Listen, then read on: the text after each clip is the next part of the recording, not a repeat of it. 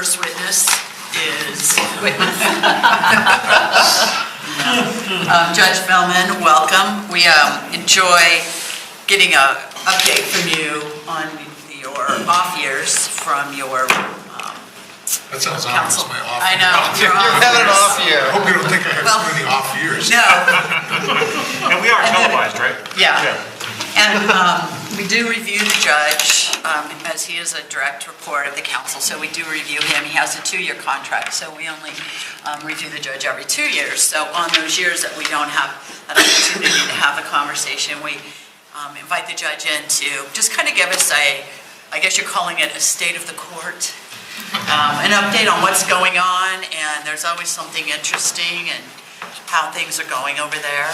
So, Judge, I think we're going to try to keep it to about 45 minutes. Is that okay? 45. Did you prepare an hour and a half? Whoa. 10 minutes is good, too. Oh, yeah. I said 425 minutes. Oh, 425. Not 40. So, no, and that'll include some questions if council has them. If we go faster, that's always good. That will show up in your review next year. Maybe a better. Okay. I'm taking out my laptop. It was on my lap, so now. First of all, Mayor and Mayor Pro Tem, council members, thank you for inviting me tonight. And it's always an honor to appear in front of all of you. And it's an honor, still a great honor, to serve as your presiding judge of your municipal court. And the municipal court is the citizens' municipal court. We continue to have a great staff that is working for you in the court. We continue to have a very good relationship with the police in terms of being able to address issues that come up, case-specific issues, but issues concerning how we interact and how we can make what we do better, and what we can do to assist them in making things better. There's very good channels of communication. And of course, Mr. Kemp has been very helpful in coming up with great ideas for things we can be doing, and he's also very open to ideas. He recently hired a new prosecutor, and I'll let him make the report. The only comment I'll make is he did an excellent job of hiring a new prosecutor. She is a delightful person. She's really smart and very efficient.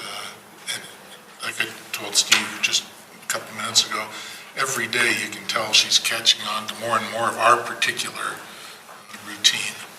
And so I'm really just very happy that she's there, and she's also a very appropriately zealous advocate for the city prosecution side.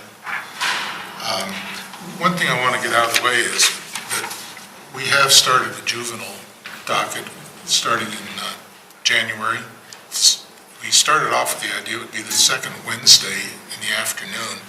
It would be dedicated to having juvenile cases come in. And one of our associate judges, Loretta Huffine, who has vast experience in that from doing that in Aurora for many years, has taken the lead on that. The session we just had on the second Wednesday of February, you may have received some calls from constituents. I don't know if you did or not, but it didn't go real well. We had too many cases, and I take responsibility. I did not anticipate we'd be that busy with that many juveniles in one session. And so we had some unhappy people, and Judge Huffine and the staff did their best to try to be adaptable and accommodate people to move them out, but they stayed too long. And it's because I did not properly anticipate the sheer numbers, because we'd never compressed them before into such a short docket. Yes? What were the complaints? That it took too long to get through, or there were too many people in the room, or? Well, there were 50 juvenile cases Oh, wow. Tried in one day? to process, but basically, yeah, broker, that's the word, plea bargain, whatever.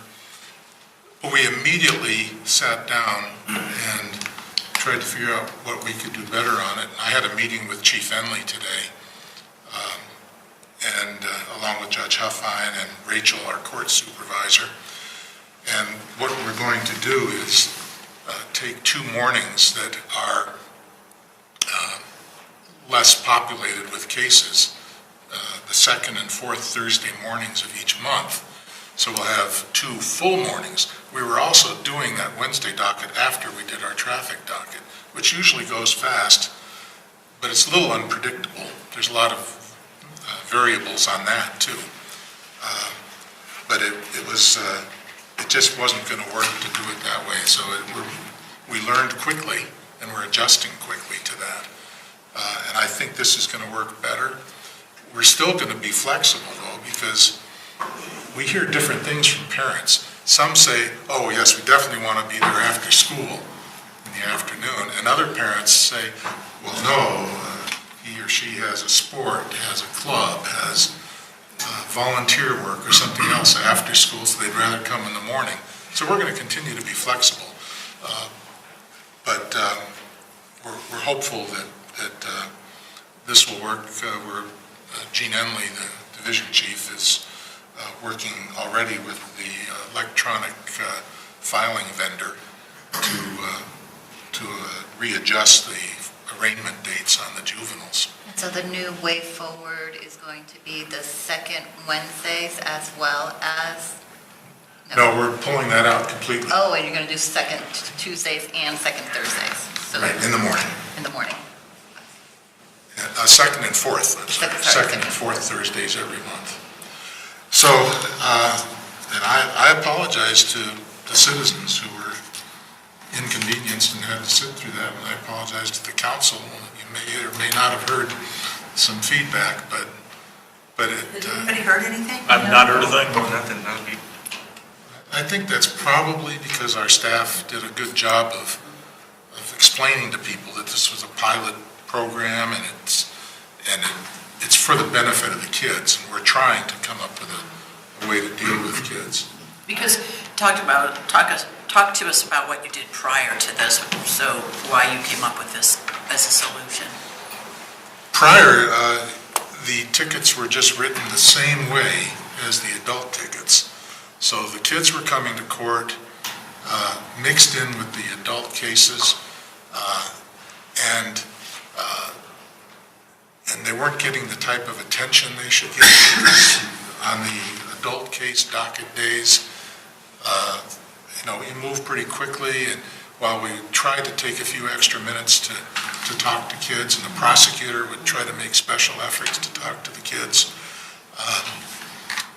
it was kind of difficult.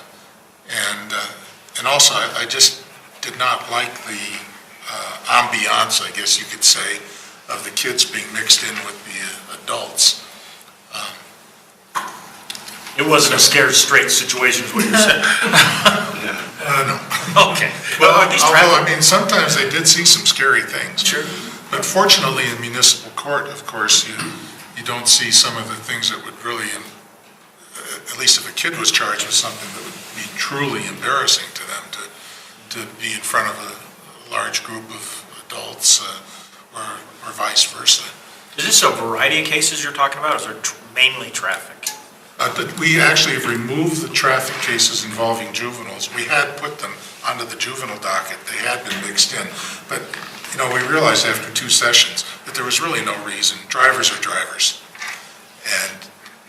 And so it just made no sense to segregate out the juvenile traffic tickets from the adult traffic tickets. So that's another thing that Division Chief Enley and Judge Huffine and I decided was something we would go back to where we were before on. So these 50 cases, none of those were traffic? Those truly were everything but traffic? About 10 of those were 10 were traffic. traffic. And then it was a variety of minors in possession of alcohol, kids smoking at school, smoking various things at school. some shoplifting cases.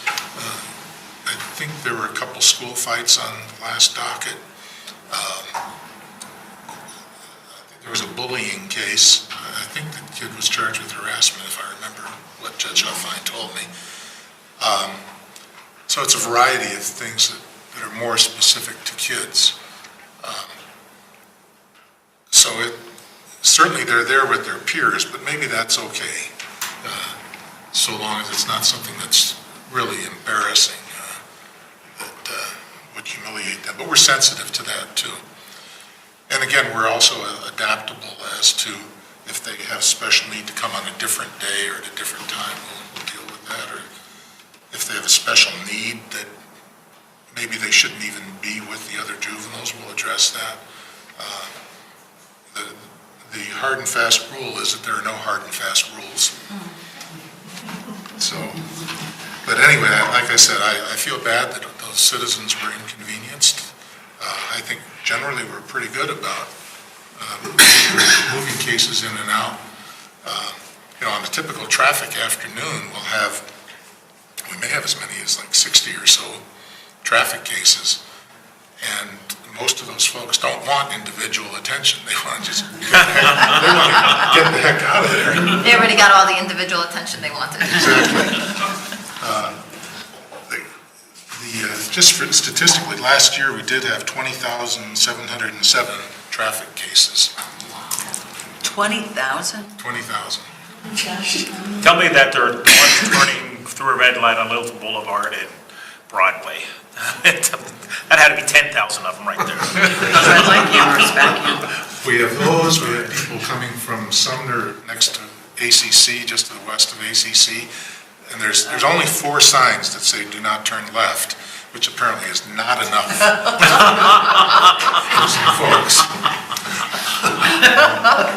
And that's actually one place where you can't even argue that that's a bad place to have a no left turn sign, because people are coming off of Santa Fe from heading northbound, and if someone's turning left, they're going to get clobbered. Yeah. So, but most of those tickets are resolved by our electronic filing, because we have automatic plea bargains on those tickets if it's not an accident. If it's not an accident, if it's a 4-point speeding ticket, they can mail in a designated fine, $138.75, including court costs, and they get it reduced down to 2 points, which is pretty much the way most metro municipal courts handle cases. So we're right in the standard area, and that's how county courts also seem to handle those. If it's a more serious case, if it's like really a bad speeding case, then the officers, actually on any case, have the option of not writing the automatic plea bargain and just hitting the command that essentially says you have to go to court in the computer. That's a really bad speeding case. Well, I think we do get some people going 80 on Santa Fe. And then, of course, on C-470, where we have that one little strip of Douglas County going westbound, down the hill, people, I think every session I see at least 1 or 2 people have gone 90 or so. On 470 or on? 470, heading west down the hill to go under the Santa Fe overpass. And so those cases will come to court instead of an automatic plea bargain, and the prosecutor decides what's appropriate given all the circumstances, their prior record, what their attitude with the officer was, things along that line. Other bad tickets might be if they even tried to elude the officer in any way, although those can be written into state court. If they're particularly reckless, darting in and out of traffic, those folks will probably have to make a court appearance. All accidents have to come to court for an appearance. Most of those will be careless driving. The bulk of the cases I actually see on Wednesday afternoons with our big traffic docket are careless driving, I'd say. And the bulk of those get resolved with a plea bargain down to 2 points also. But we make sure there's restitution and the fine is a little bit different. Most people are insured though, because if they're not insured, they're going to get a no insurance charge also. And we see a few of those still. But there's a state database now that helps us with determining who is insured and who is not. Yes. The situation that just occurred on Santa Fe, where it was essentially a road rage type of scenario and there were shots fired, would that be something that would come to our court, or is that a state, because it's CDOT? Like, where is our jurisdiction versus, Common Ground, which is Santa Fe, which actually belongs to the state? It's concurrent jurisdiction. Okay. So it depends on the offense. If in fact there was someone firing shots, that's felonious conduct, and that felony, if charged, would go to the state court system. Either the county court, or if it's truly a felony charge, would go to the district court. The more serious cases do go to the state courts, and county court is a state court, so oddly enough.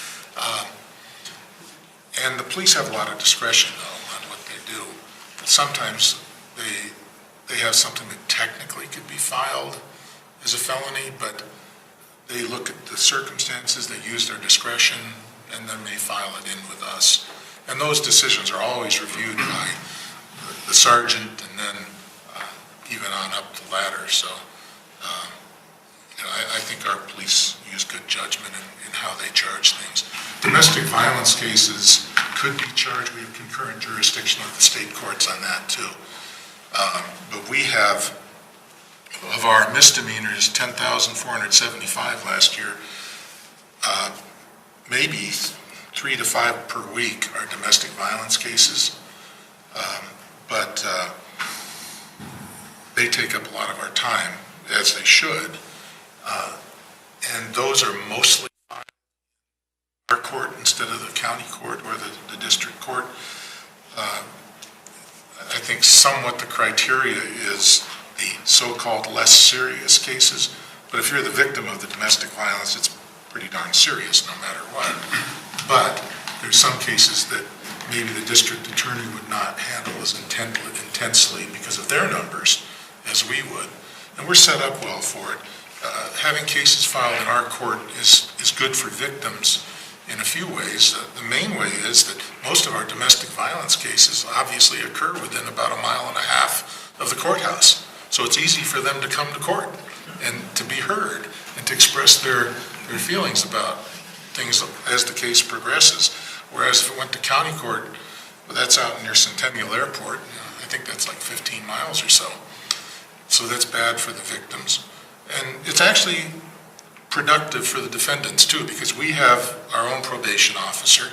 If they live in Littleton, then they're more likely to succeed on probation because their probation officer is here. And they don't have the challenges of transportation. So the other misdemeanor cases we hear are shoplifting, criminal mischief, assault cases. We do get assault cases from some of the liquor establishments downtown, although it's pretty clear that most of them are really trying hard to not let things get to the point where drunk people are causing big problems. But when that does happen, of course, you hear about that, I'm sure, ultimately with their licensing issues. A lot of the misdemeanor cases involve homeless people. We get a lot of cases of folks going into King Soopers, grabbing a sandwich off the shelf and sitting down in the Starbucks section and eating their sandwich and then just waiting for the police to come and give them a ticket or arrest them.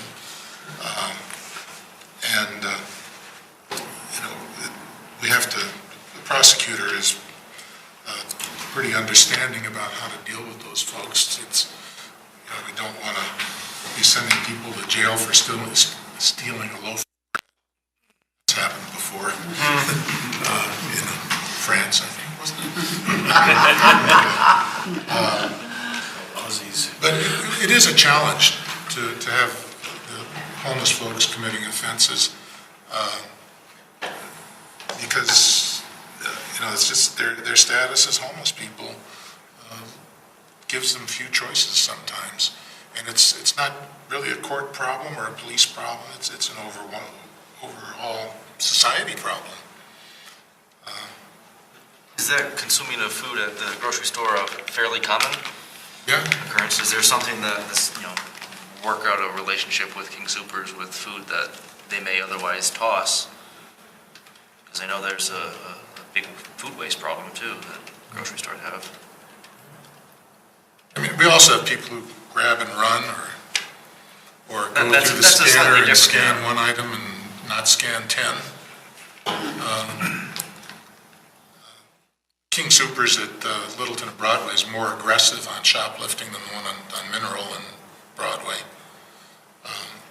I don't know what the reason is for that, but they are more aggressive on contacting the police about shoplifting.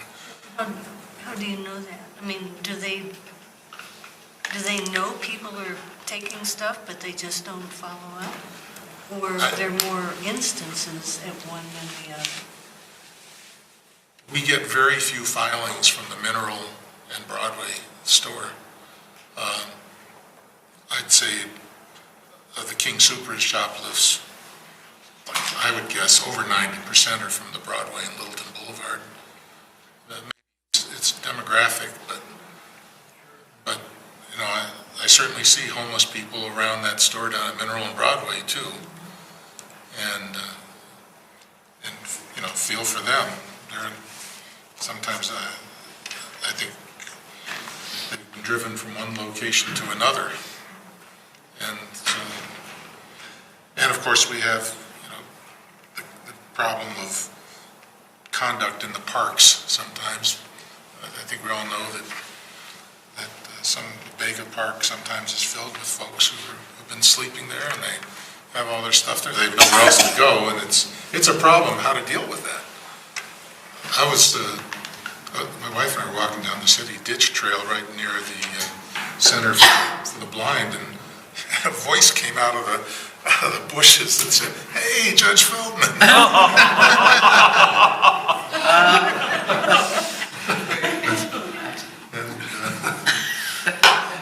Our regulars. Regulars.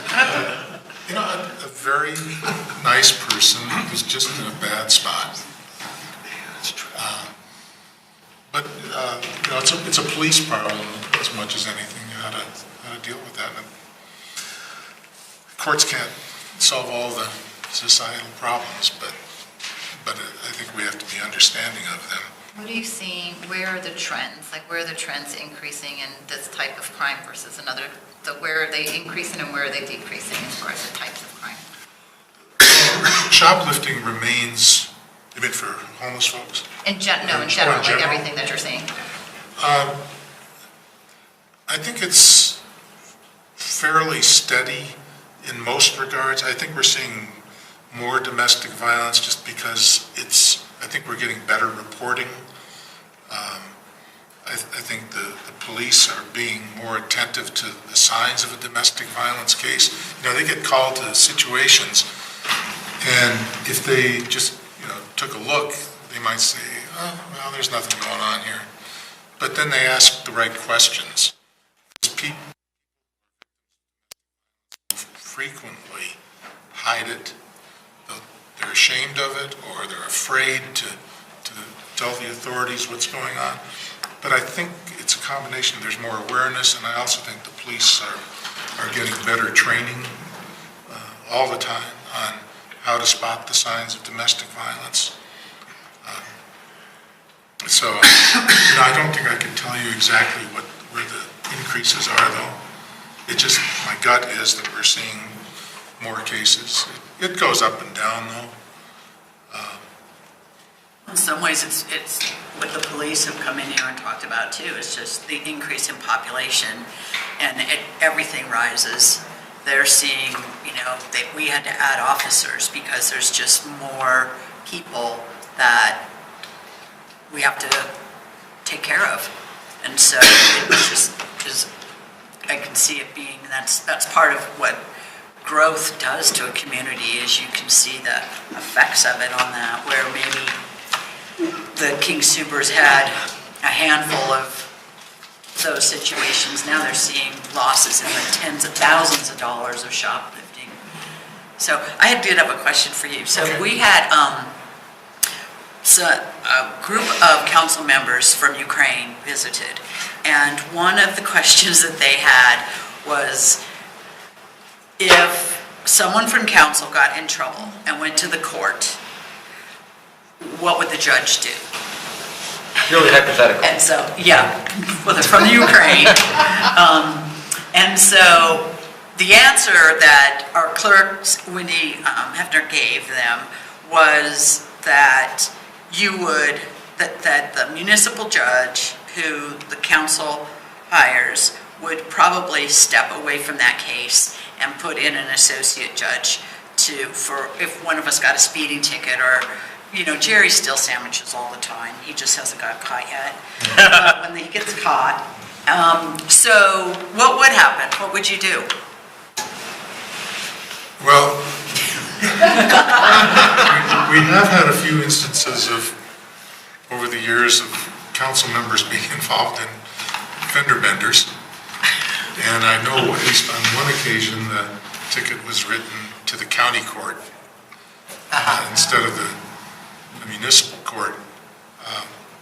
I don't like the idea that someone would be treated worse or better. It should be equal, and I like to think that justice would prevail in either the municipal court or the county court. I think the police are sensitive to that because we've tried to talk to them about if there's a way of, with any citizen who might have a connection to the court, that's an obvious connection, that it would go to the county court.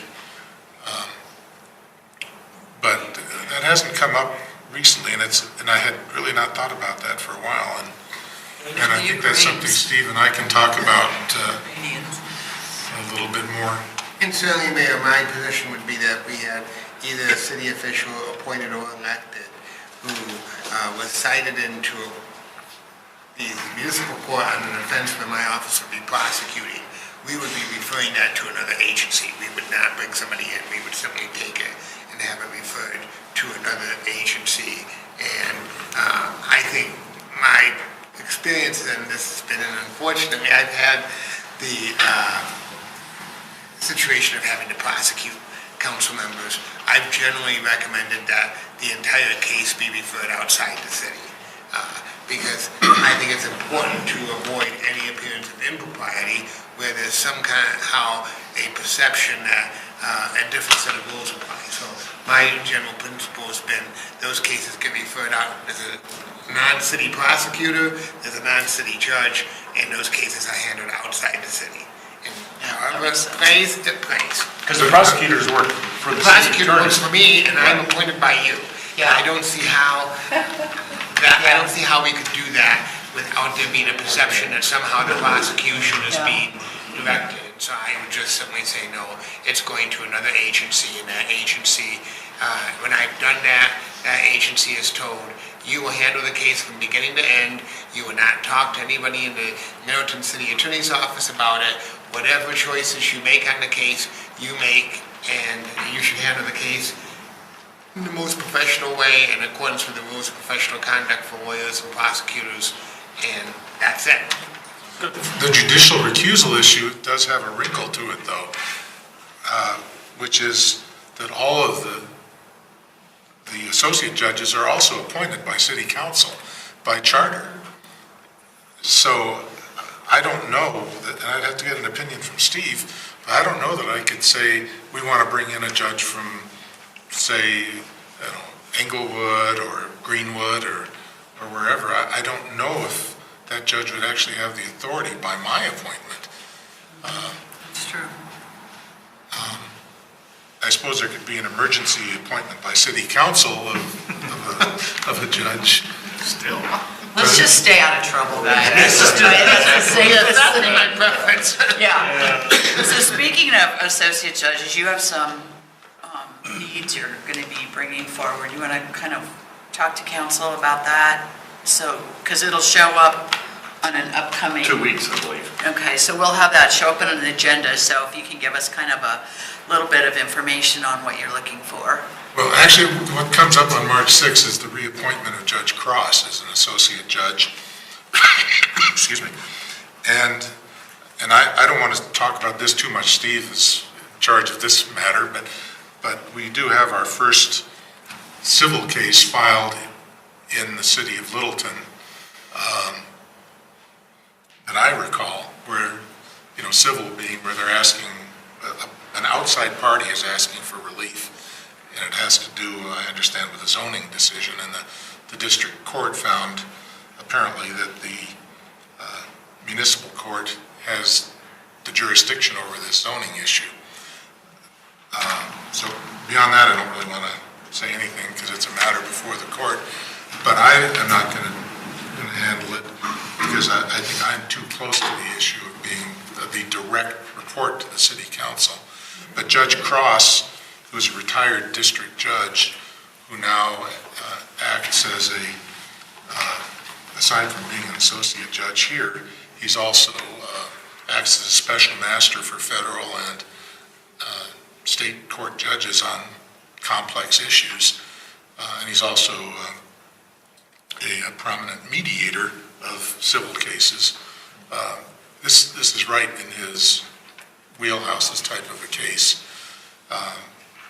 And so he's going to handle the case, at least unless someone moves to recuse him too, and that'll just come when it comes.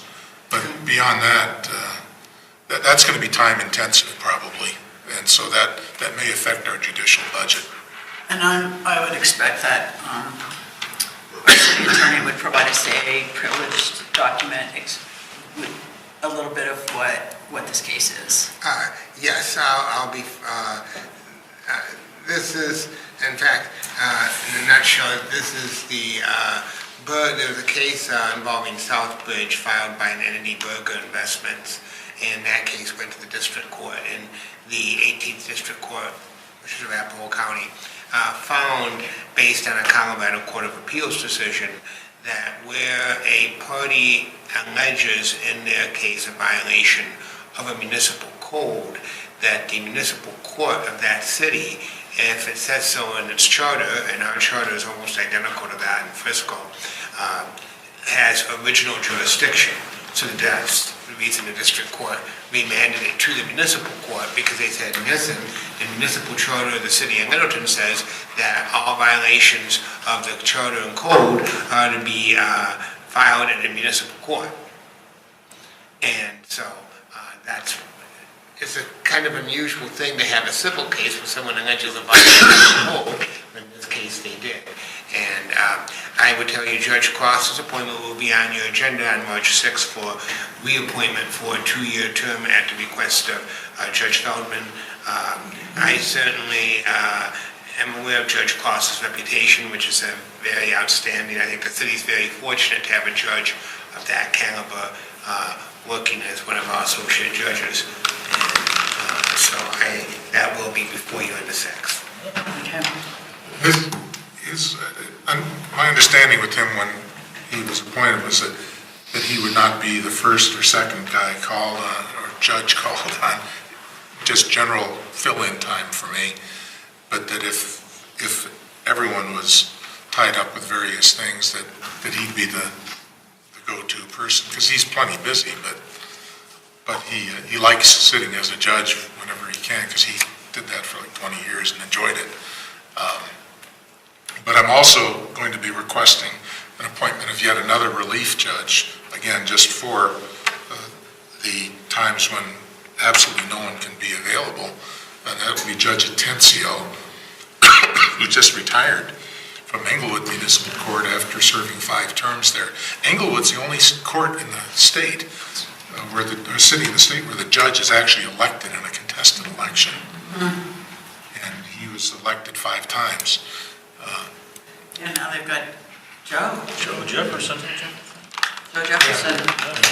And Judge Atencio is going to be a relief judge for Judge Jefferson also. he wants to keep his hand in things. And he was honored by the Bar Association for his service a couple weeks ago, too. Because it's 31 years, including some time before he was elected as a judge, and he's still very vital and enthusiastic about judging. So I'm going to be asking that he be yet another judge. We have a mix right now of, we've got 2 practicing lawyers as judges, Judge Courier and Judge Katzman, and then there's Judge Cross, who's not practicing as a lawyer, and then Judge Huffine, who retired from Aurora Municipal Court, and she lives out here. She wants to keep her hand in things also, and she's very interested in the juveniles. She's got a lot of different ideas that we're going to be talking about as we learn as we go along with things. So let's see, what else? We had 6,515 parking tickets. We had one case, it was about 3 years ago, that actually went to trial. And another one that went to trial before that. But this one went to trial. The person who was accused of the illegal parking was a retired federal judge. Judge Courier handled that case, and it got appealed to the district court, and it got sent up to the Supreme Court, which sent it back to the district court For parking? And the district judge, I think, ultimately said enough is enough and granted his appeal. I had one other case, parking downtown, where I can talk about it now because it's all done with, but this, the woman who was accused of the illegal parking, or overtime parking actually, had said she had gone to her bar class, her exercise class, and she had not been in there for all that long, came out and had a ticket, and she called her husband as a witness. And so the question was, so do you know where your wife was for that hour? He said, well, she said. That's helpful. That was an acquittal. The parking tickets go up and down and up and down. We do get a fair amount of handicap tickets where it's just an error on the part of the person parking. They haven't properly displayed their placard. The placard's fallen off the mirror, and then they send in the placard and the registration. We dismiss it. So we try to be customer friendly on that. Let's see, I'll talk about, if I still have a moment here, just a few things on the horizon legislatively, and Peggy's alluded to that slightly, that there's the CML is talking about some of these things. The Municipal Judge Association has sort of a strategy task force that's talking with ACLU and CML about various legislation. The reason we're talking with ACLU is because they seem to have the ear of some folks in the legislature, and they are proposing various things. And while municipal judges do not feel they can take an actual position on matters, because that's up to their cities to take the positions, especially if it involves a fiscal issue, or the city being mandated to do something even if there's no fiscal impact. But we try to at least express where there might be issues for a city court on some of these issues. One we talked about, I think about 2 years ago, where it's now required that every person in custody have an attorney right then and there at the first appearance. But we don't know until 3 in the morning sometimes whether someone's going to be in court at 9 o'clock in custody.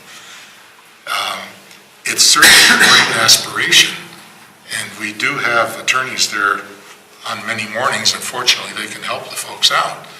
It's not constitutionally required that there be someone there at the very first moment. It is by statute now, though, in Colorado, because of the ACLU legislation that was, I don't know if that's a proper way to put it, by legislation that was influenced by the ACLU. And we're dealing with that right now in terms of sending out an RFP for public defender. And we have to include that on-call time in that. But we're going to try to structure it so that they would be there anyway. There's a few challenges with that. There was another statute that passed that requires that if a person is arrested and they're not advised, or their case is not there for first appearance within 48 hours of arrest, excluding weekends or Sundays and federal holidays, then they must be released on what's called a personal recognizance bond.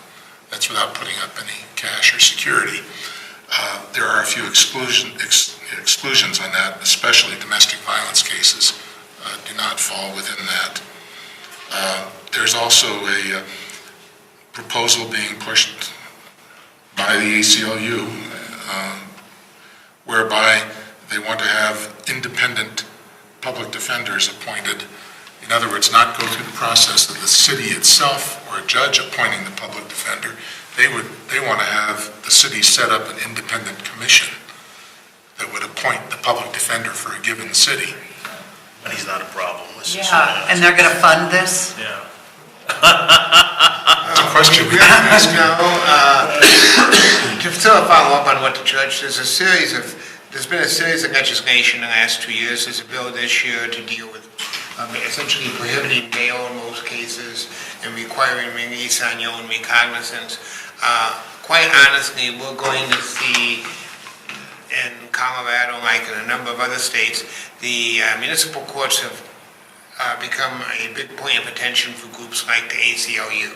And we're going, even CML, which is working very hard, recognizes this is kind of a unique issue. You have conservative Republicans and liberal Democrats who both want to reform the courts. And so when's the last time one would think you would have a Senator Gardner and a Senator Bennett both be on the same side on an issue? This is the type of issue where literally people from those types of sides are coming together in a bipartisan way wanting to reform the municipal courts. So we're going to continue to see legislation each year. It's admirable, certainly, that we want people to have legal counsel if they want it. It's just part of it's a matter of timing, part of it's a matter of who decides who the legal counsel is. It's kind of disheartening for people to say that judges in municipal courts aren't going to appoint independent-minded counsel. We appoint good attorneys.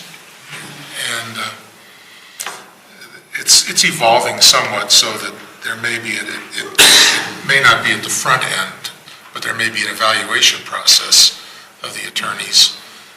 But we think there already is somewhat of an evaluation process. It's called the Supreme Court Disciplinary Committee. So that's something that's still pending in the bond reform, as Steve said.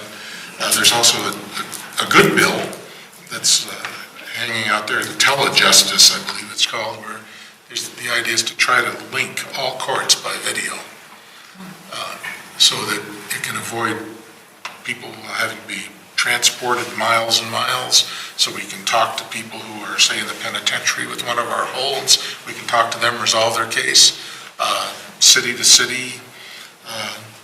That would be a good thing. Other than that, I really don't have much to say. Our judicial services budget, the payment to all the judges came in a couple $100 under what was budgeted. $200, wow. What are you gonna do? Party time, yeah. We're gonna pay the street. Council, any additional questions for Judge Feldman? Thank you, Judge. Thank you all. You're doing a great job over there. The fact that we haven't heard anything is good, which means that you are really making things, you're serving the community at the highest level, which we knew you would. Thanks, I appreciate it. I appreciate all the support I get from council and various city staff, and city manager, the city attorney, the police chief. We get a lot of support, a lot of. Good. I'm sorry, I just have one final question. Do you do anything, so you talked about the juvenile, the day the juveniles come in, but like community outreach, or what do they call it when part of your obligation then is to serve your community is? Community service. Thank you, community service. Typically, if a kid gets a marijuana ticket, of course this happens with adults who use it openly also, or paraphernalia, they get, if it's a first offense, it's called a deferred judgment, where if they stay out of trouble for a given period of time, they can take back their plea of guilty at the end of that time. The conditions are usually that they do anywhere between 8 and 24 hours of community service. We have a working arrangement with the county community service folks. And they also go to a class, drug and alcohol class. We have one that is actually through the court. It's Daryl Sloan. I don't know if any of you know him. He used to be like the captain here, I think, in Littleton, and then the undersheriff at the county, and now he does these classes. And they're pretty good classes, and we don't beat people over the head too much with it, but we just try to make the point that there are consequences. And I frequently get positive feedback from kids who've done community service. They say, yeah, I really liked it. What are some examples of community service? There can be anything from picking up trash on the road. We don't have a lot of that. They can be sweeping floors or doing things similar to that at the Buck Center or the South Suburban Ice Rink. There's a place run by a former deputy sheriff called The Compound. It starts with a K, the way they've done it. It's on Lincoln, kind of near Courtesy Ford. If it's still called Courtesy Ford, I don't know. And it's a place where they counsel kids, and they have the kids also do cleanup work for the place. There's a lot of different things. I think the county has hundreds of places they can refer kids to. If they're too young, it's a little difficult. If they're like 11 or 12, we have a little problem. And then we say, do something independent, and they tell us what they'll do after they look around a little bit. And one kid wanted to clean up the trash around a 7-Eleven. We didn't think that was really a community service. Thought that was more private enterprise. But that's kind of what we try to do. I mean, you mentioned Daryl Sloan, used to be a sergeant here, I guess, in our police department some years ago. I actually worked with him in Grand Junction as the police chief, so small world. He was also the chief in Ogallala, Nebraska at one time. So he's done a lot. Thank you, Thank you, Judge. Judge. Thank you very Appreciate much. And come see us. it. No, really. Under our own volition. We're proud of our court. I'm very proud of the staff that works at the court, and so I like it when people come watch. I hope it's a positive, uplifting experience, unless you're the person who's got the ticket, I guess. Yeah. Okay, take care, everyone. Stay warm. Yeah. All right, now we're going to move to this revised draft ordinance pertaining to the harassment of wildlife. City Attorney, Mr. Kemp. Good evening, Mayor and Council. And this is in regards to the revisions that Council asked that we look at after the first read on the ordinance regarding the harassment of wildlife. And at the beginning, let me sort of address, why are we doing this? The current city code has a provision that regulates birds, and that's all it does. It does not regulate anything else. Right now, we don't have any tools in South Suburban, which is primarily our parks and wildlife areas, to address this. We have none. And so this issue came up as a number of discussions that we'd had with South Suburban, former Councilmember Hopping, who had worked with South Suburban, had been approached on the same issue. And the fact is, South Suburban enforces our code. So if we don't have it in our code, South Suburban has nothing to enforce. So in this case, there was nothing to enforce. So why is this a problem? Colorado is a great state. We all love our wildlife.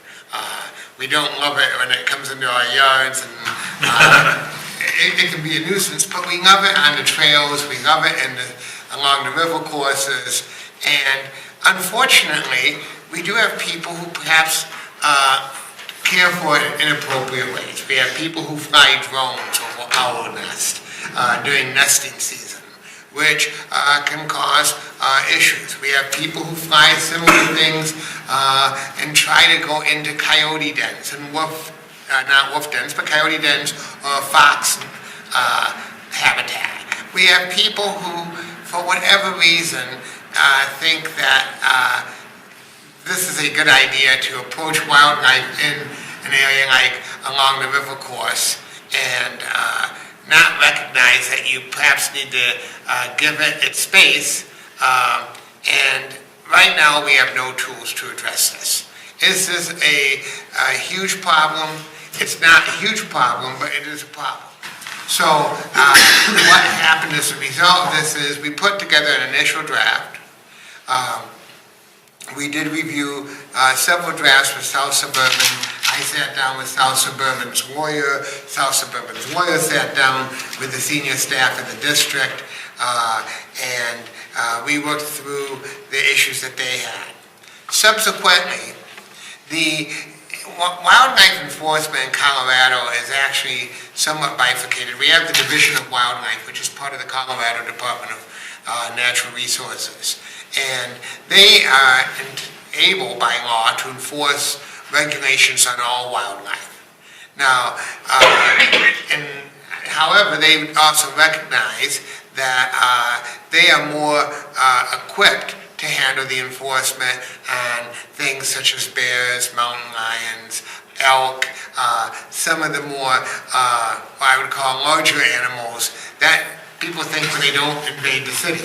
Well, last year in September, I remember driving home and being told, well, you can't go down bowls. Why? There's a bear in the tree. I'm thinking, a bear in the middle of a city? Yes, there was. And who responded to that? The Division of Wildlife. So we actually met with the regional supervisor and a senior wildlife enforcement officer for the city of Littleton and the adjacent cities. And we went through this ordinance with them. And they made a number of very good suggestions, all of which we incorporated. And what their suggestions get into is, I think, a very important distinction. There's two terms that I use dealing with wildlife: hazing and harassment. Hazing is something that is very appropriate. You'll see in the next Littleton Independent an article we put together on what we call low-intensity hazing. Wildlife, because of the growing population along the Front Range, we've invaded their habitats. And that's the problem with that is that wildlife doesn't realize that you have all these additional people around, we sort of need to move. They still feel, okay, these trails and these places are habitats, these are places which we naturally are. So hazing is the use of things, whether it be making loud noises, whether it be using different types of lights. It can even be using some kinds of things. Some wildlife don't like things such as certain household things like peppermint. And the Department of Wildlife has a whole series of things that will actually show up in the Littleton Independent as what we call low-intensity hazing. We wanted to make sure low-intensity hazing is totally permitted by this code. So we may do like clapping, like our video says. Yeah, clapping, all sorts of various things. Now, if we get a serious wildlife problem, where we have wildlife that has basically lost its fear of people, then normally we would sit down with the Department of Natural Resources and we would work out a more high-intensity hazing program. Because there it might be actually capturing the wildlife and removing it. It may be doing things, you are trying to get the wildlife to understand, don't stay here, go somewhere else. And that is something that you would normally do with the Department of Wildlife. They're available to do that in cities where that problem arises. We haven't had that problem, to the best of my knowledge, arise here, but that is a resource that if it did happen, we would use. The second thing that they wanted us to make clear was what is a wildlife habitat. We incorporated that in the ordinance. A wildlife habitat will be the areas specifically designated by South Suburban, or it could be even the city if we had parks and trails in a place that is designated for wildlife. It could also be a piece of private property where the owner has entered into a conservation easement. Occasionally you have private property where the owner will actually record with the Arapahoe County, or it could be Douglas or Jefferson if it was in those counties, the county clerk recorder, a formal easement making a part of their property a wildlife habitat. And you're thinking, well, why would they do that? Well, there are some tax breaks that you are able to obtain for doing that. So some property owners would do that. So we defined wildlife habitat to make sure that we weren't over-inclusive, because we didn't want to be over-inclusive. We also addressed an issue of not only can you remove wildlife den and wildlife nest, we also made it clear you can remove wildlife from your property. A citizen had written to me saying, well, this ordinance says you can't remove wildlife from private property. Well, yes, it does. You can remove wildlife from property if it's causing damage, and you are able to do this under this proposed ordinance. And we don't use the word private property, we just use the word property because there's public property, there's commercial property, there's all sorts of different property. But yes, you can remove wildlife from any property if it's causing damage. Such as squirrels or rats. Such as squirrels, rats, any wildlife that's causing damage to property. Now, one of the things is, what happens if I run over a squirrel? You know, they are everywhere. This ordinance does not apply. Our streets are not wildlife habitats. Our driveways are not wildlife habitats. This ordinance would not apply if a squirrel, unfortunately, is in the wrong place at the wrong time. That isn't going to result in any violation of this code. Can you, because you've said it a couple of times now, and I wrote it down, designated wildlife habitat. So which ones are the designated wildlife habitat, or how is that going to be designated? That would be done by South Suburban, and normally what they're going to be looking at is you take along the South Platte. They will designate those areas where they know they have, for example, owl's nest, or they know that they have coyote dens, or they have fox, I believe it's a fox den as well. And they look for those types of things. If there's any bald eagle nests, they would actually designate those. And they designate those areas. They don't intend to designate them. They want to have canoeing and kayaking up and down the river. What their concern is the specific areas where they're having nesting and they're having wild animals, basically nesting and that kind of purpose. So this ordinance and everything that comes with it only applies in areas that are a designated wildlife habitat. That's so correct. The trail behind my house is not I'm assuming it's not a designated wildlife habitat, or if it is, I would see a sign that says. Yeah, there you see a sign. I don't expect that they're going to designate most trails, or the city would designate most trails. The only time I can see us designating a trail would be if we have a trail where we discover, yes, we have a whole series of owl nests and fox nests and things, then we might need to look at that. Realistically, you don't generally see that because the trails have too many people, and wildlife, they would prefer to be in areas where they're isolated. And so then, just to be, just to hammer this home, so if there's a fox that lives in the trail behind my house and he has a den, and my son or some kid goes there and starts hazing or harassing or whatever to this fox in his den, is that an issue? That would not be a violation unless the area has been designated by either the Parks District or the city. And now, I would tell you, and again, throwing a small rock is considered by the Department of Natural Resources Division of Wildlife as appropriate hazing. Now, if you throw a brick, no, that's not appropriate hazing. Well, the intention, though, of hazing is to protect yourself. Absolutely. And those around you. It isn't to aggravate, to tease, Yes. to hurt, to harm. Yeah, hazing has to be done with a specific intent. Protect yourself, essentially. Absolutely, and we certainly want people in those situations where wildlife has become a threat to feel comfortable to haze. What we don't want is people harassing wildlife. And I mean, you get people who do really terrible things. People who, in the last place I was at, we had people who would shoot arrows at wildlife. Why would you shoot an arrow at wildlife that was not threatening you or whatever? We would have people... There's a bow season. How to do that. And we would have people do that kind of thing. Or we would have people actually occasionally take rifles out and shoot, and you think it was an appropriate thing to do target practice. I don't know why people are that irresponsible, but unfortunately you get that. The idea of having this type of code, which incidentally Centennial has a wildlife code.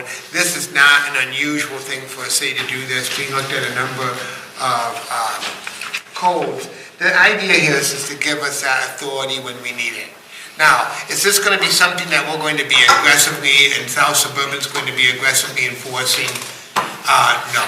Parks entities generally like to be compliance-oriented. And by that, I mean they would rather explain to citizens, this is a bad idea, quit doing it. They're not parks. I have represented governments for my whole career, and I've never come across one that has had a parks entity that has wanted to go in and be aggressive on enforcement. They would much rather be very compliance-focused, because the idea is they believe that if they're compliance-focused, they will be able to get the necessary cooperation they need from the users of the parks, and citizens will be able to enjoy the parks. Now, one of the other issues that was raised was the question of confiscation of property. And first, I want to know that I heard the concerns loud and clear that council did not like this equated to the organized racketeering sections of the Colorado statutes. There is a separate set of forfeiture statutes that non-organized crime and racketeering related. The language and the process is identical, but I am satisfied they will provide the courts with sufficient guidance without being cited to the organized crime and racketeering section of the Colorado revised statutes. But when would property be forfeited? Extremely rarely. I would tell you because A, it's my office that would file the forfeitures in municipal court, and everywhere I've been where I've done this, we would only do it in a situation where A, the property has sufficient value, and B, the property has been used clearly in a criminal activity. How would that be in this case? Let's say a person took their cell phone and they decided that, oh, this would be a really great idea to play loud music next door to an owl's nest or a bald eagle's nest. Why you would do that, I have no idea. But would your cell phone theoretically be confiscated? Yes, it would be in essence an item being used to harass wildlife. Conceivably, if a person in a wildlife habitat decided, oh, it would be a great idea to run down a coyote with my car. Again, I have no idea why a person would do that, but conceivably, could the car be confiscated? Just like, yes, it could. Not much different than in most states. If you are driving your vehicle and you hit something in your DUI, your car can be confiscated. Do we do that very often? No. but in theory, could it be done? Yes. That is something I'm talking with the Department of Wildlife, and this language is identical to theirs. It's an extremely rare thing. When this is done, it's where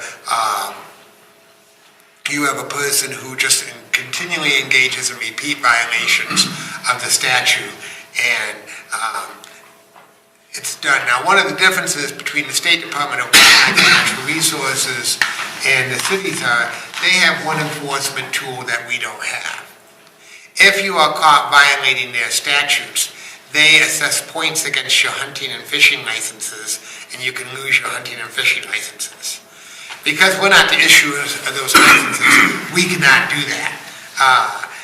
That may be a subject someday. Maybe the cities ought to have that ability to ask wildlife to do that, but we can't. And that is a tool that they use rather rigorously to stop people from harassing wildlife. They say, okay, you want to harass wildlife? You won't be hunting and fishing in the state of Colorado for a while. But as I mentioned, cities do not have that tool. So to take your two examples of, running over a coyote with your vehicle, assuming that happened in a street, that wouldn't count because it's not a designated wildlife area. It would not be a wildlife animal. If you run a coyote over because it happened to have the misfortune of crossing Santa Fe, it's certainly regrettable, but it's not a violation of this ordinance. Carol, several things I'm wondering if they belong in here. And just under the definitions, I see a definition of muzzle, and I've read through this various versions several times, and I don't see the word muzzle in here except in the definition, and I could have missed it. Do you know that muzzle is in here that needs to be defined, or is there another reason? I'm just trying to get extraneous stuff out of here. Quite honestly, we wanted to carry over the definitions from state statute. If somebody was to argue a muzzle is harassment, the purpose here is a muzzle is not harassment. A muzzle is considered to be an acceptable means of controlling an animal. So it would come in from outside of this. Yeah, it came in really, one of the things we wanted to do was to make sure our parks officers were not having to follow a statute substantially different than the state wildlife statute. We wanted to try to have the statutes mimic each other, because I would tell you as a prosecutor, it's very difficult when you have two statutes that are significantly different. Is that the same for humane traps? Yes, and okay. The idea again is that a humane trap may be an appropriate way of removing particularly wildlife that has lost its fear of people. Now, what we don't want is people, for example, deciding that a leg hold trap, because they have wildlife in their front yard, would be an appropriate way to deal with that. That's not. Do we really need alive or dead? I know it's in the state, but there we're talking about hunting a lot. Do we need the word dead here for whether alive or dead? For wildlife definition? Yes, I see that. Page 4, the last one is all capitalized wildlife, wild bird writs. Yes, under wildlife, I think the intent, obviously, at the state level was that they didn't want to get into this issue of crustaceans and mollusks, whether they're live or dead. If council wants to take the word dead out, let's take the word dead out. It's not a significant issue. Frankly, it's just not a significant issue. That's not. Crustaceans and mollusks are not really where we're having the wildlife harassment problems. I see what you're saying with that, but I mean, could the argument made, say you have a dead animal at a coyote den, that could be their food. Could removing that be considered harassment, stealing? I mean. No, I mean that would not be harassment under this code. That's a natural thing for a coyote. Let's say somebody's dog went up with a coyote and the coyote drug it back to its den. That would be a very natural thing. That would not be an act Would it be an act of harassment if I went and took that from No, the coyote? that would be viewed as acceptable hazing because we don't want these animals, like coyotes, to become accustomed to going after domestic animals. So it's The difference is that it's a domestic animal. If it's the coyote's getting a rabbit, take the rabbit, then you're interfering with the And I wildlife. think you're interfering, with a rabbit, that's a little bit, or a goose, that's a little bit different because that's a natural thing for a coyote to do. If it's a dog or a cat, no, we don't want wild animals getting accustomed to going after domestic animals. That can become a problem. So where did we get to on this? Does On the- dead stay or? If the council's agreeable, I would take the dead out. I don't in order- care. I'm not, it doesn't I matter. don't want to wordsmith What's this your thing. concern about it? I just want the intent What of was your it to concern be about it? put in place. That's why. We don't know why it's there. I'm happy to take the or dead out. I don't think it isn't really getting, I understand it's in the state statute, the state's dealing with a much larger area than the city. Hunting carcasses is where that appears, I think, in that one. I have no problem leaving it in. I mean, it's the intent of this whole thing is what I want. But whatever council wants to do, if it would make council more fine to take it out. Well, I think in this case, what I'm hearing is we're kind of indifferent of whether it stays in or out, but if we're trying to stay as consistent as possible to the state statute, I would say let's leave it in, because if we start picking pieces, then it's like, well, is it or isn't it? You know? Yeah, I don't And if think it doesn't affect the, I don't think it detracts in any way necessarily. It's not- Because I can't think of a way it does. I don't know I if want to Carol move on can. to one other thing then, I don't want to belabor that at all. Okay. In 6-1-5-3, the penalty there is different than the penalty in all the other sections. And I'm wondering if the penalty in the section I just mentioned is a holdover from the way it was written before. But the reason that penalty is different is this is dealing with the actual property versus if this is damage to the property. So if, for example, you go into South Suburban and you decide, I'm going to take, my Push over a pole. SUV, and I'm going to just rip up all this area that is a fox den. I'm just going to run it over, I'm going to level it and destroy the property. That's a much different thing than a penalty where a person has just been harassing wildlife. Because now we're having to deal with, quite honestly, you're having to rehabilitate the property. You're not just having to deal with the destruction of the property, you're having to rehabilitate it. Now, what would happen, for example, if a person came to the Littleton Center here and decided, I'm going to vandalize the windows out there and break them all open because, for whatever reason, we would obviously have to replace the windows. That would be considered a much more serious offense than just spray painting the outside wall, and then we would also be entitled to restitution for all those windows. So a person could end up having, by breaking the windows, in essence owing several $1,000s, and the idea there is because of damage to property is viewed as a more serious thing, particularly because the property owner has to basically incur those costs. Many property owners have deductibles on their insurance, so they're not paying. People may think it's the insurance company paying. It's not the insurance company paying, it's the property owner out of their pocket. So In this case, it is talking about a fine. Would the charge for property damage be separate?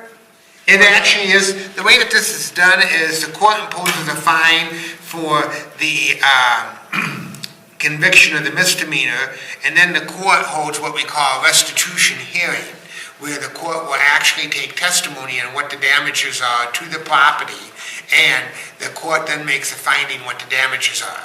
And what the government has to do in that kind of case, just like using the windows example, we would actually have to come in and show the invoices on what it costs to replace each window and the time, labor, and materials.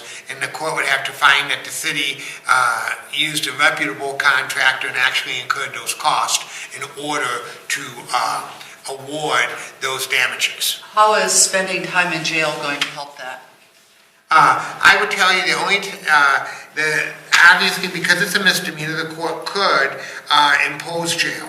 Now, I would, just like we had Judge Feldman here, in most of the cases he handles are misdemeanors. All of them have a jail sentence. Now, does the judge generally impose jail? As the prosecutor who basically determines the plea agreement? No. I would tell you many times there will be a suspended jail sentence, which is used by the court as a tool to enforce compliance. And the idea there is, if you don't comply with the law, the court does have the right to bring you back in and say, excuse me, didn't you hear what we said? Here's the sentence. But I would tell you, even though all of the misdemeanors Judge Feldman hears he has the right to impose jail, it is a very, jail is generally not imposed unless there's specific circumstances, repeat offenses, serious damage, non-cooperation with in this case it'd be a parks ranger, or actual interference with the parks ranger and performance of their duties. In the cases that my office handles week in and week out in the municipal court, we are not seeking jail in most cases. Now, if there's a reason for jail, I would tell you absolutely we seek it. But that is something that I base it on what must be done to protect the public health safety of the citizens of Middleton.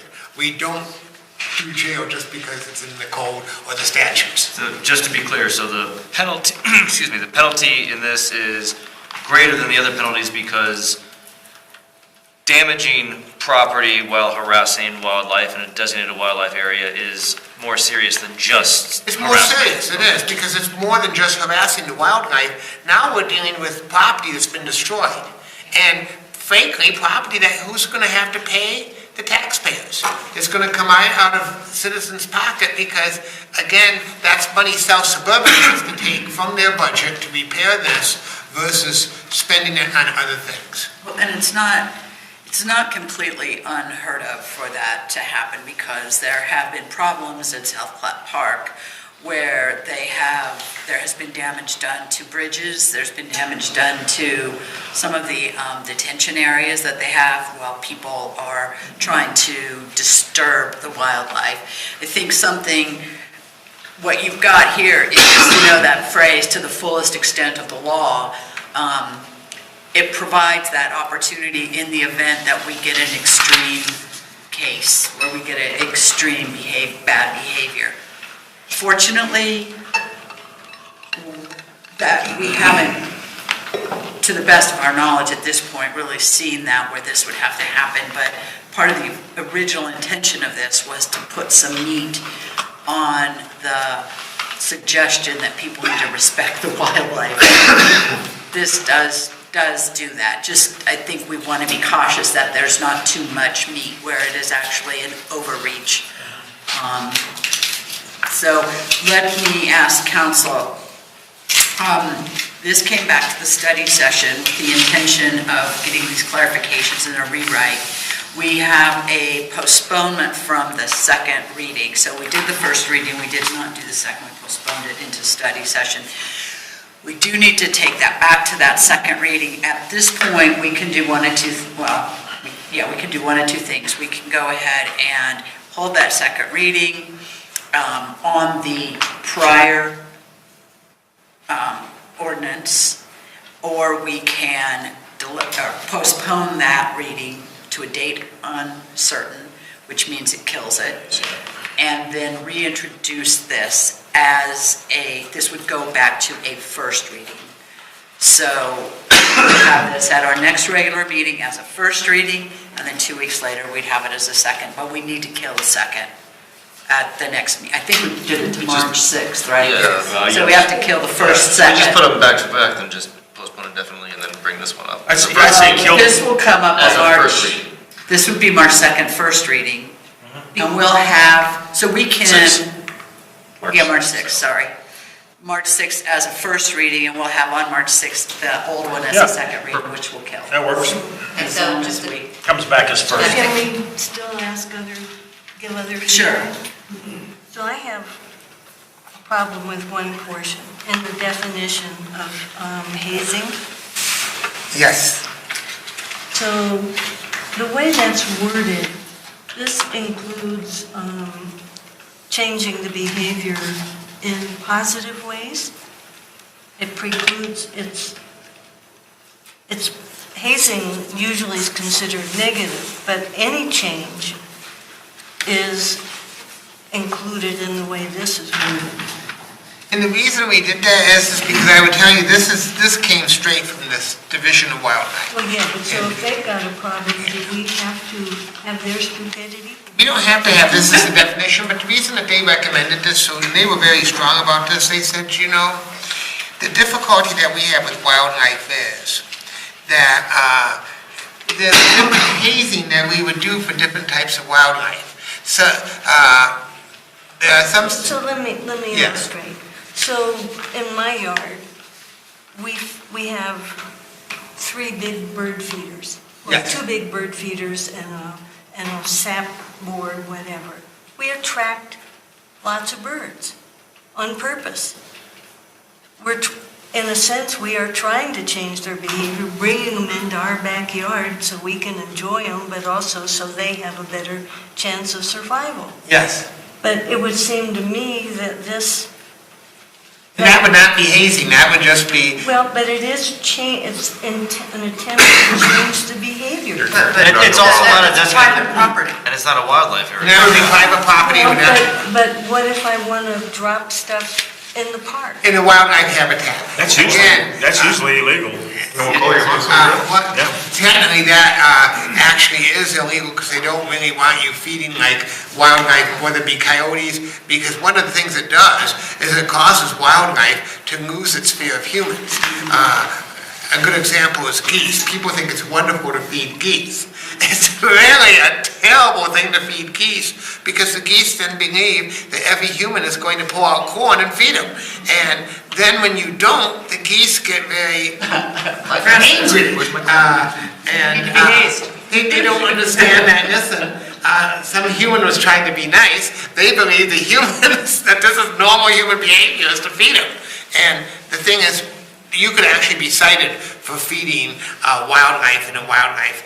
Okay, so the way I read this, I'm obviously not reading it right, I guess, or it would help in there to have in a wildlife area or whatever, because I still think the way it's written, it can apply to my backyard. I will be happy. It's very clear that it says, yeah, wildlife area. It said, where I think it is okay, is that it says to change the behavior of wildlife or to create a wariness of humans. Maybe it's in order to create a wariness of humans, because that's what you're trying to change their behavior, is back off. And one of the concerns that I would have about adding the words wildlife habitat here is, the whole reason we added hazing was, and I agreed completely with the Division of Wildlife, is we wanted to make sure that you could haze anywhere. We didn't want anyone to ever, if I have a coyote in my backyard, next to my patio, I would like it to go. I'm going to haze it however I have to send it on its way.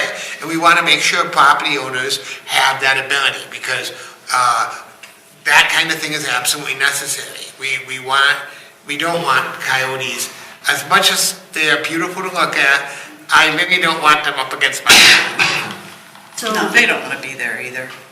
so it's okay to Jibble. haze them in your backyard, but not in a wildlife area? And in a wildlife area, it'd be okay to haze them too if you thought that they were a threat to your safety or if they were just behaving in an inappropriate way. For example, you might be running down a trail or walking down a trail and this coyote decides it wants to come up to you. Well, that really isn't appropriate behavior for a coyote. So it's perfectly appropriate to clap or make noise. I've done that walking my dog. Yeah. Oh, yeah. They're attracted to dogs. Maybe I need to come and talk to you about it, but it seems to me the parallel construction of that definition is something you're not intending. I'd be happy, Councilman Cole, if you want to drop by and talk with you about it. Okay, so then the direction to staff is bring this back on the 6th as a first reading with this new version. And, A motion to continue indefinitely on the. yeah, and then we'll Yes. move forward. Okay, council, anything else?